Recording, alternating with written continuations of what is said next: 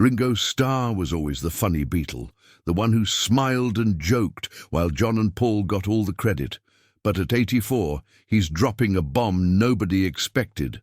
Behind that happy face was a man who drank so much he blacked out, attacked his wife in a drug-fueled rage, and abandoned his kids. Even worse, he almost died twice, and nobody knew. From his secret health crisis to the violent incident that forced him into rehab, this is the Ringo story fans never imagined. Ringo Starr was born Richard Starkey on July 7, 1940, in a small house at 9 Madryn Street in Liverpool's Dingle district. His parents, Richard Starkey Sr. and Elsie Glee Starkey, worked hard to provide for their family. His father had been a dock worker before becoming a baker, and his mother worked at a bakery. Life was already tough, but things got worse when his father left the family in 1943. Ringo was only 3 years old. His mother took on several jobs to support them. She worked as a maid, then as a barmaid, doing everything she could to make ends meet. She was protective of her son, always looking out for him, especially as he faced one health crisis after another. At 6 years old, Ringo had to undergo surgery for appendicitis. What should have been a routine operation turned into something far worse. He developed peritonitis, a dangerous infection that spread through his body. He slipped into a coma and spent a full year recovering at Myrtle Street Children's Hospital. Just as he started catching up with school, another illness struck. At 13, he contracted tuberculosis, a disease that killed thousands in England each year. This time, he was sent to a sanatorium where he remained for 2 years. Being stuck in bed for so long meant falling behind in school, but it also introduced him to something that would change his life. To keep the children entertained, the hospital staff organized music sessions. Ringo picked up percussion instruments, learning to hit colored dots on drums and maracas. He didn't know it at the time, but this was the beginning of his love for drumming. By the time he recovered, school no longer seemed important. He had missed too much and struggled to catch up. At 15, he dropped out without any qualifications. Like most working-class boys in Liverpool, he went straight into the workforce. He took different jobs, including a brief stint with British Rail before finding work as a machinist. It was steady work, but lacked passion for him. Ringo Starr's journey into music started in 1957, when he and his neighbour Eddie Miles formed the Eddie Clayton Skiffle Group. Skiffle was everywhere in Britain at the time. It was a raw mix of folk, blues and jazz played with simple instruments. People used washboards and tea chests instead of drums and bass guitars. Ringo found his own way of keeping rhythm by tapping a thimble on a washboard. The band played local gigs and quickly gained attention. Songs like Rock Island Line and Walking Cane made them a hit in Liverpool. They even performed at the Cavern Club, a venue that would later become legendary in Beatles history. Ringo made his debut there on July 31st, 1957. That Christmas changed everything. Ringo's stepfather gave him his first drum kit. It wasn't much. A snare drum, a bass drum, and a makeshift cymbal, but it was enough. The band sounded better with a real drummer, and their popularity grew. Even with their success, the skiffle craze was fading by early 1958. American rock and roll was taking over. The Eddie Clayton Skiffle Group broke up, and Ringo was left searching for his next step. In November 1959, an opportunity came when Rory Storm and the Hurricanes needed a drummer. They were one of Liverpool's best rock and roll bands. More polished and more professional, Ringo joined and soon took on a new identity. He became Ringo Starr, a name inspired by the rings he always wore and his love for country music. Rory Storm gave him a special moment in their shows called Star Time, where Ringo stepped forward to sing. He performed songs like Boys by the Shirelles, not Sharrells, adding to his growing stage presence. The Hurricanes weren't just popular in Liverpool. They played all over. In early 1960, they secured a residency at Butlins holiday camp in Wales. They earned $25 per week, a solid income at the time. By October, they were in Hamburg, Germany, playing at the Kaiserkeller Club. The Beatles were there too. But back. Then the Hurricanes were the bigger band. Ringo first met John Lennon, Paul McCartney, and George Harrison during that residency. Sometimes when the Beatles' drummer Pete Best couldn't perform, Ringo filled in. One night on October 15, 1960, he recorded Summertime with John, Paul, George and Rory Storm's bassist Lou Walters. It was the first time Ringo played with the people who would later become his bandmates. The Beatles never forgot those nights in Hamburg. Ringo's drumming stood out. His laid-back personality fit in naturally. Pete Best, on the other hand, struggled to connect with the rest of the band. By mid-1962, it was clear they needed a change. Best's drumming didn't match their evolving sound, and his distant attitude made things worse. They decided to replace him. On August 15, 1962, John Lennon and Paul McCartney drove from Liverpool to Pabble Healy to find Ringo. They made him an offer, $25 per week, to join the Beatles, more than he was making with Rory Storm. At first he hesitated. He was loyal to the Hurricanes, but knew the Beatles had something special. He took the risk. 2 days later, on August 16th, Pete Best was fired. Ringo was officially a Beatle. His first show with them was on August 18th at Hume Hall in Birkenhead. When Ringo Starr replaced Pete Best as the Beatles' drummer in August 1962, it was anything but smooth. Fans loyal to Pete were furious. At their first official gig with Ringo at Hume Hall in Birkenhead, the crowd chanted, "Pete forever, Ringo never." The backlash was even worse at the Cavern Club, where half the audience openly protested. Things got so heated that George Harrison was punched in the eye later that same day. He was even hit by a bus. The hostility was intense, but the Beatles stood their ground.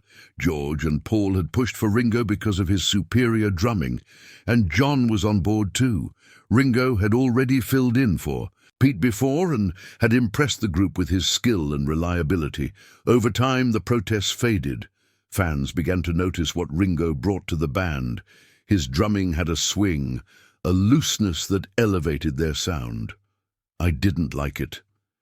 He wasn't flashy, but his rock-solid playing gave the Beatles a new level of confidence. Even Pete Best, decades later, admitted the decision was justified. It was a turning point. With Ringo, the band had its final lineup, and their rise to global fame was unstoppable. As the Beatles evolved, so did Ringo's role. On Rubber Soul, 1965, his steady drumming anchored the band's shift into folk rock. His rhythms on Norwegian Wood blended seamlessly with George's sitar, a bold new direction in rock music. Then came Revolver, 1966, where Ringo's playing became even more experimental. His hypnotic drum pattern on Tomorrow Never Knows was unlike anything he'd done before. And of course, Yellow Submarine showcased his playful side, making him even more beloved by fans. By Sgt. Pepper's Lonely Hearts Club Band, 1967, one of the greatest albums of all time, Ringo had fully cemented his place in the band's sound. His drumming on With a Little Help from My Friends was simple but perfect, providing a steady groove for his heartfelt vocal performance. He wasn't just the drummer anymore. He was an essential part of the band's identity. Ringo didn't sing often, but when he did, it was memorable. Yellow Submarine was written specifically for his voice. It was light-hearted and fun, perfectly suited to his personality. It became an anthem loved by fans of all ages. Then came With a Little Help from My Friends, a song crafted to fit his vocal style. His voice wasn't technically impressive, but it was warm, relatable, and honest. That sincerity made the song timeless. Both tracks became fan favorites, proving that Ringo was more than just the guy behind the drums. By the late 1960s, the Beatles were no longer the same band they had once been. The unity that had defined their early years was gone.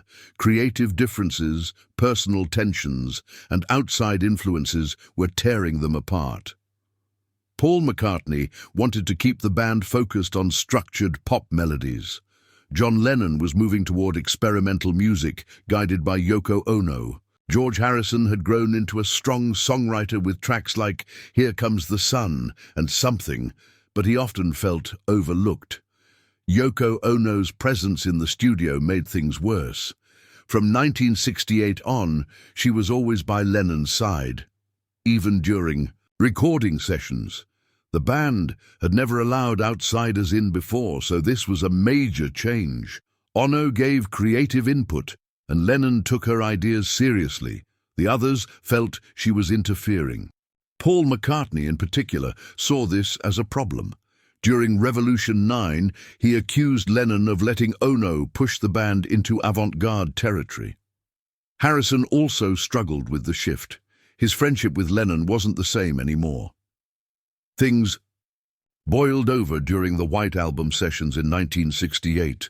The mood in the studio was tense. Everyone felt isolated, but Ringo Starr took it the hardest. He believed the others were closer to each other than they were to him, but in reality, all of them felt the same way. McCartney was especially critical of his drumming, even taking over on Back in the USSR. Ringo felt it deeply. He later said he felt unloved and out of it, like he was being left behind while the others grew closer. While the rest of the Beatles struggled without him, Ringo escaped to Sardinia. There he found inspiration, writing Octopus's Garden, a song that would later appear on Abbey Road. Meanwhile, back in London, the band realized how much they needed him. They sent him telegrams calling him the best rock and roll drummer in the world, and even decorated his drum kit with flowers. 2 weeks later, he returned. But the cracks in the band's unity were growing deeper. When he walked into the studio on September 4th, George Harrison had decorated his drum kit with flowers spelling out "Welcome Back." It was a rare moment of kindness during a difficult time, but the problems hadn't gone away. The band's personal relationships had changed. Lennon was becoming more withdrawn. His heroin use made things worse. Arguments were common. Sometimes, Abbey Road engineers were even asked to leave the room so the band could fight in private. By September 1969, Lennon had made up his mind. He told the others he was leaving the band, calling it a divorce. But their business manager, Alan Klein, convinced him to keep it quiet. There were financial issues to settle, and an official breakup could complicate things. For a while, the world still saw them as the Beatles. Behind closed doors, they were already finished. Ringo took the breakup hard. He'd always been the easygoing one, the steady presence in the group. Now even he felt lost. During the final years, he'd tried to keep peace between Lennon and McCartney, but it was impossible. Their relationship had fallen apart. Business disagreements made things even worse. McCartney wanted Linda Eastman's father to manage the band. Lennon wanted Alan Klein. No one was willing to compromise. By 1970, it was over. The Beatles were done. Each member went their own way. For Ringo, this meant proving he could stand on his own, but instead of jumping into rock music, he took a different route. With his first album, Sentimental Journey, released on March 27, 1970, this wasn't a typical debut. It was a collection of old standards, songs from the 1940s and 1950s that he grew up hearing in Liverpool. He wanted to make something personal, something his mother and family would enjoy. George Martin produced the album, bringing in well-known arrangers like Quincy Jones and Paul McCartney's father-in-law Lee Eastman. The cover showed Ringo standing outside a Liverpool pub, a nod to his roots. Critics weren't sure what to think. Some called it charming. Others found it confusing. But despite mixed reviews, the album reached the top 10 in the UK and climbed to number 22 on the US Billboard charts. It wasn't a massive hit, but it proved that Ringo was willing to take risks. Later that same year, in October 1970, he made an even bolder move. His second solo album, Bokus of Blues, was pure country music. It was recorded in Nashville in just 2 days, with producer Pete Drake and a team of top country musicians. The title track, written by Buzz Rabin, charted in both America and Germany. Critics praised Ringo's easygoing delivery. Cashbox called it a fine country single. The album didn't sell in huge numbers, but it showed another side of him. He wasn't just the drummer from the Beatles. He was an artist exploring whatever music he loved. The real breakthrough came in April 1971 when Ringo released "It Don't Come Easy." His first major solo hit was co-written with George Harrison, though Harrison wasn't officially credited. The lyrics spoke about persistence and trust, themes that felt personal to Ringo. With Harrison producing and adding his signature slide guitar, the song had a polished but heartfelt sound. It peaked at number 4 on the US Billboard Hot 100 and hit number 1 in Canada. It even outperformed singles from his former bandmates at the time. Then came Photograph, released in October 1973. Ringo and Harrison wrote it together, creating one of Ringo's most emotional songs. The lyrics told a story of lost love, and the rich production made it unforgettable. The song reached number 1 in the US and Canada and made the top 10 in the UK. That same year, he scored another number 1 hit with "You're 16, a cover of a 1960 Johnny Burnett song. It was released in December 1973 and became a massive success in early 1974. The music video featured Carrie Fisher as Ringo's love interest, adding a playful touch.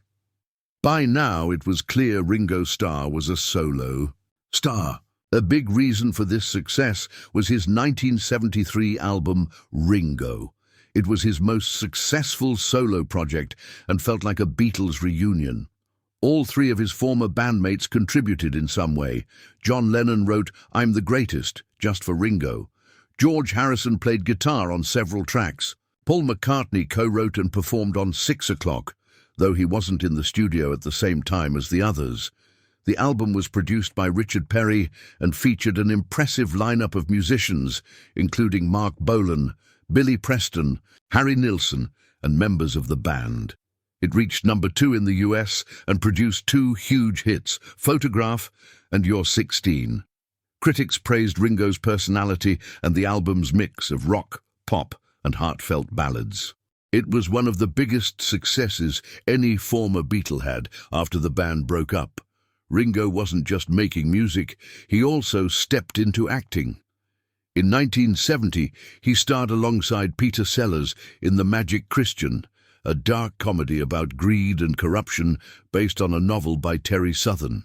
The film had a surreal style and featured cameos from stars like Raquel Welch and Christopher Lee.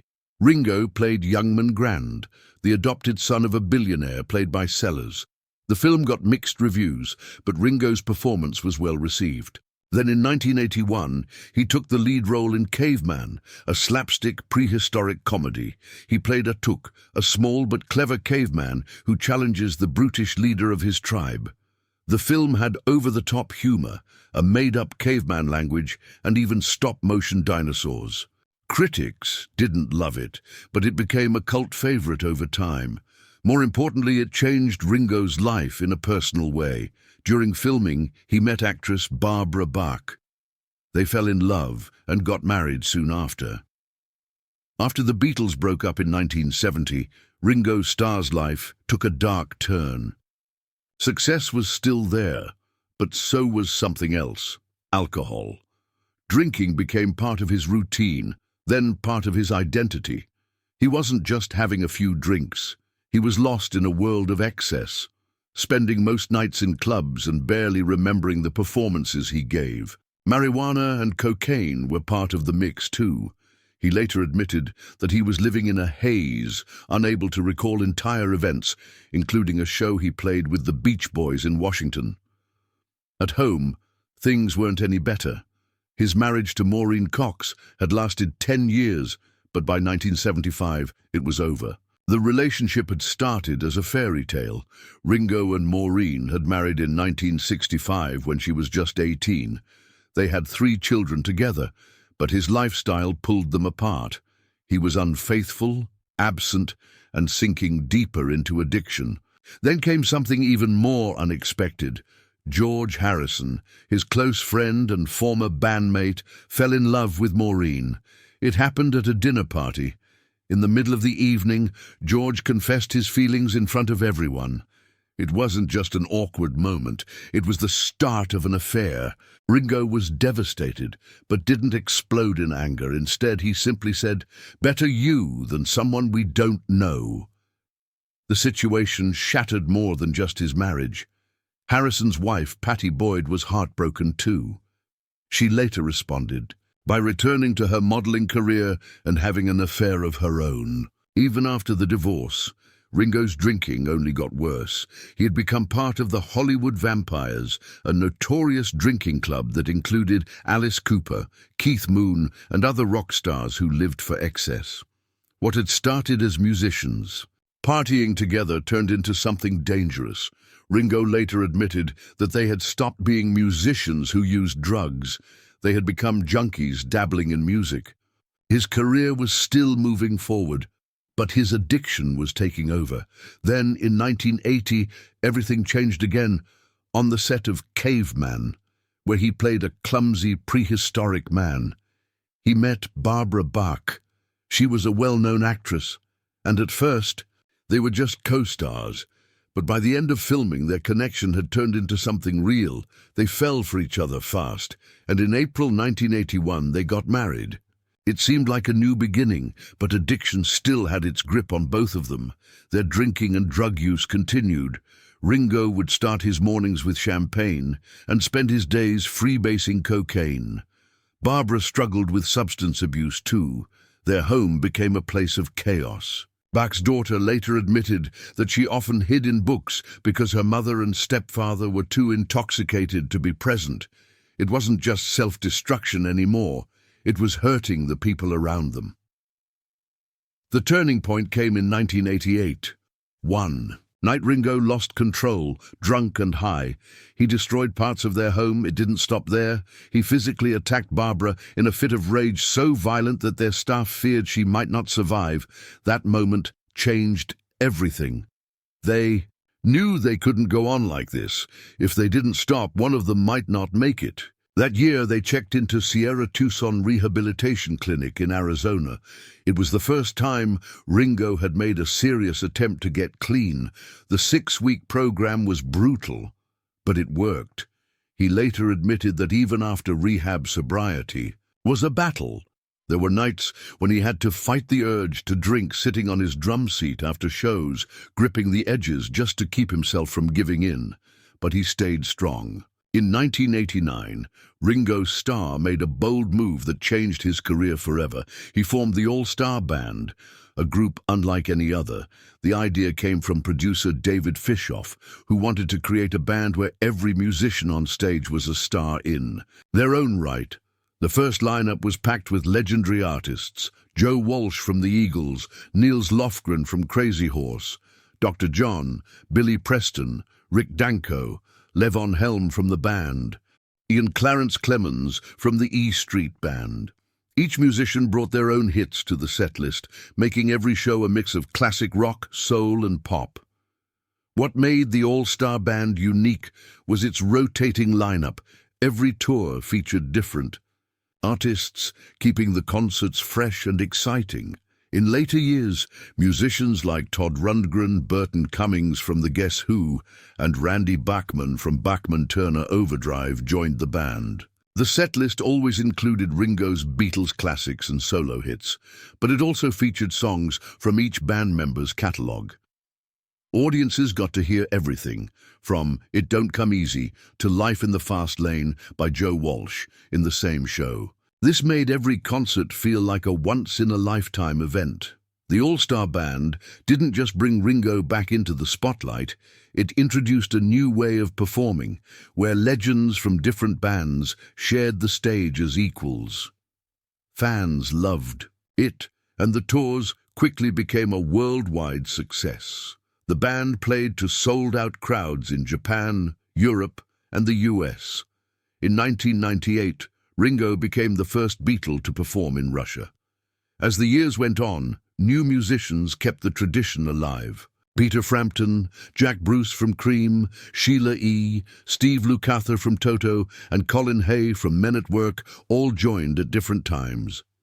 Even in 2024, the lineup continued to evolve with Hamish Stewart from Average White Band and Buck Johnson from Aerosmith. The concerts had a special energy that kept fans coming back. Many venues became regular stops, like Humphreys by the Bay in San Diego. The atmosphere was always intimate, making it feel like a personal experience rather than just another show. Ringo's message of peace and love made every performance more than just music. It became a celebration of the past and present, bringing generations of fans together. In 2001, Ringo released Ringo Starr and his all-star band, The Anthology, a 3-CD collection featuring live recordings from multiple tours between 1989 and 2000. The album captured the magic of the shows, with Ringo performing hits like Photograph and With a Little Help from My Friends. The album also highlighted songs by his bandmates, including Joe Walsh's Life in the Fast Lane and Billy Preston's Will It Go Round in Circles. A rare recording of Peter Frampton performing Norwegian Wood added something special. The anthology didn't become a commercial hit, but it wasn't about sales. It was a tribute to the music and friendships that made the All-Star Band so unique.